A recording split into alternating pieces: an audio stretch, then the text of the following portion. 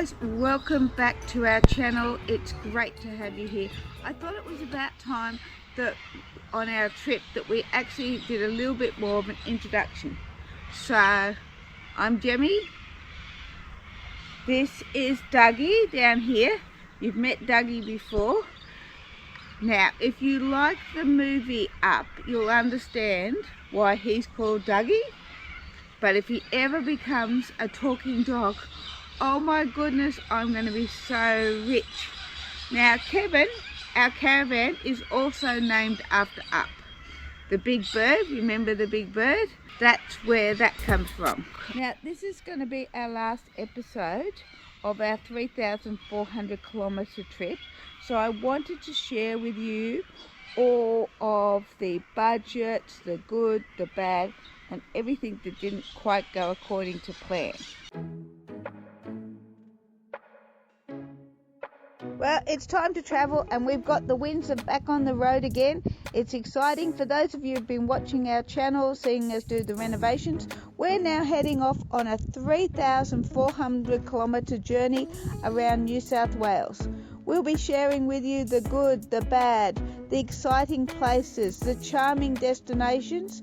Dougie will be out having lots of walks, so we'll be sharing some of the history, the places to stay, the things to do, the food to eat, and so much more. So we look forward to having you on our journey as we explore this amazing country, see some amazing animals. So please don't forget to like and subscribe and come along on our epic trip in our Windsor Pop Top.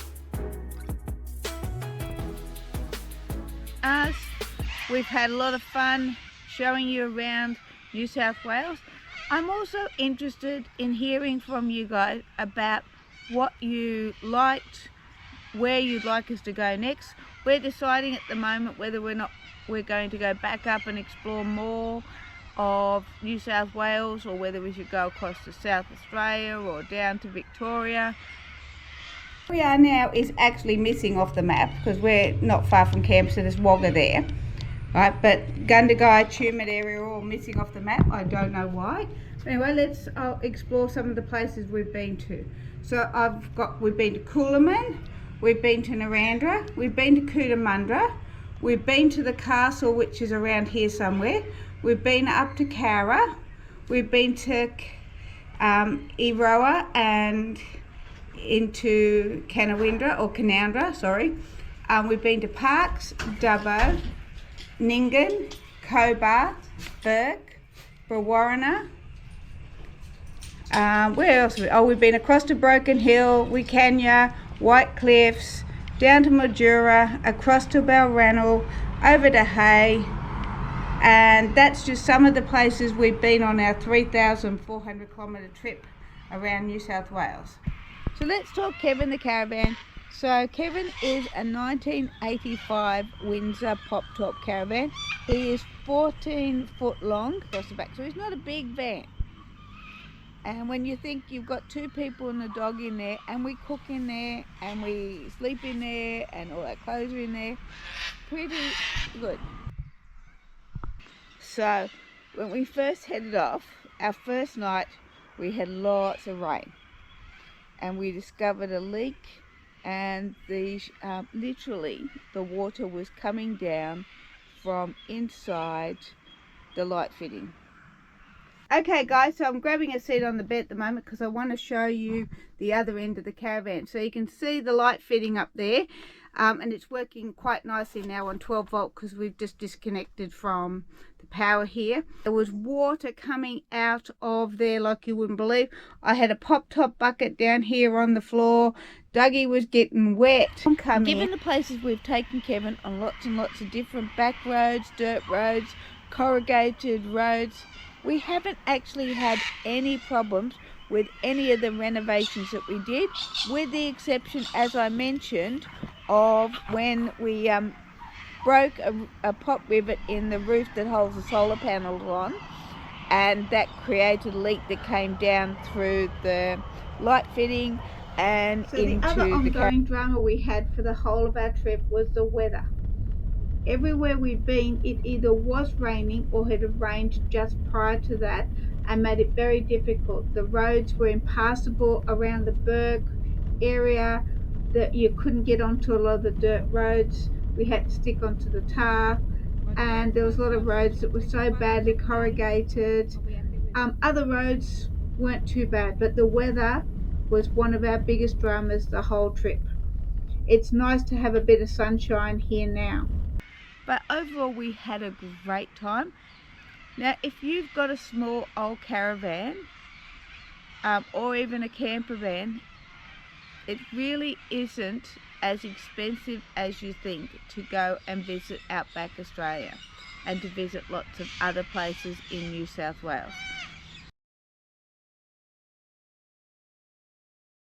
So our final budget worked out for the time we've been away as less than what we anticipated. It was fuel, accommodation, activities, etc, etc, etc, and the food. Okay, so while we're talking on accommodation and that in my little book here, one of the things was that we stayed in 6 caravan campsites, two showgrounds, and most of the rest of it was free camping.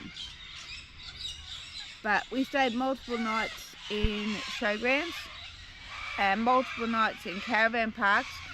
Like, Dougie's off. The birds had got him, and Dougie's now chasing birds, if you didn't see him fly off there. So we averaged about $600 a week. Okay, so I spent a bit of time working out all our accommodation, and it came up to be, for the whole time we were away, $582.83. Okay, so talking about caravan parks, so we joined Big 4 and we also joined Discovery, which is also G'day, as members, and that did save us a reasonable amount of money on our accommodation. And we did find that there was quite a few of those up around Cobar and areas up the top. I think the other one we stayed in was in Broken Hill, that was also one of those. And in Dubbo we definitely stayed in the Big 4. Thing I like about Big 4 if you're travelling with pets is that they actually have a big paws section. So if you ring up and ask for big paws, you get actually to back your caravan into a fenced in campsite, which I'll show you in this video. So it does make it easier, and it's one of my best things because Dougie's not attached to a lead. He's free to come and go and wander around and play without being attached to a chain. However, he is attached to quite a long lead here.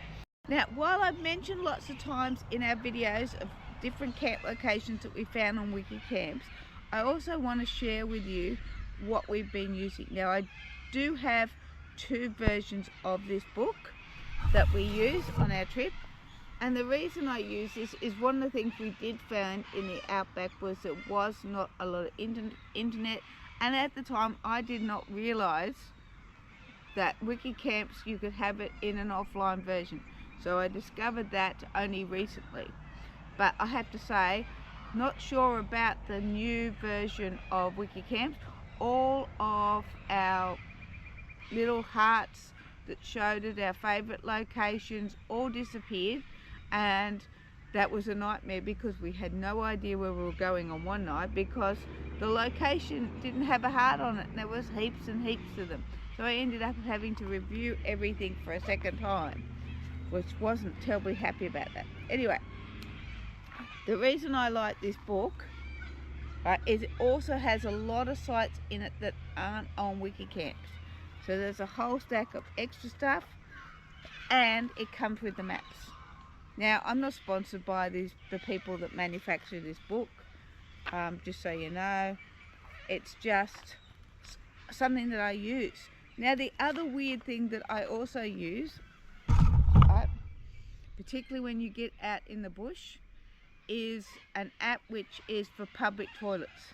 So it tells you where all the public toilets are, it tells you if they're clean. It's literally just go to your play thing or the App Store on whichever phone device you want to use, and on the App Store you will find National Public Toilets. I kid you not, it is really, really good, because there's nothing worse than getting to a location and finding that the council locks it up at 4 o'clock at night, and then you're hunting around desperately trying to get to a toilet. So as I mentioned in some of the earlier episodes, fuel was really expensive on our trip in some locations. In Wilcannia and in White Cliffs were the most expensive, with White Cliff being $2.77 per litre. But everywhere else was about average, being about $1.90 a litre. So these are our litres, and this is what we paid for our fuel. So all up, the only difference is about $1 between the whole of our fuel, which was $583.92. So I didn't do as much art as I planned to. We did a fair bit of fishing though, but I've really enjoyed this trip. So overall, given how long we've been away on the road, it is really affordable to have a holiday, and even if you've got more than a family of 2 and a dog, a couple of tents, and you can really have an amazing adventure around New South Wales. We've done some wonderful things and really enjoyed ourselves.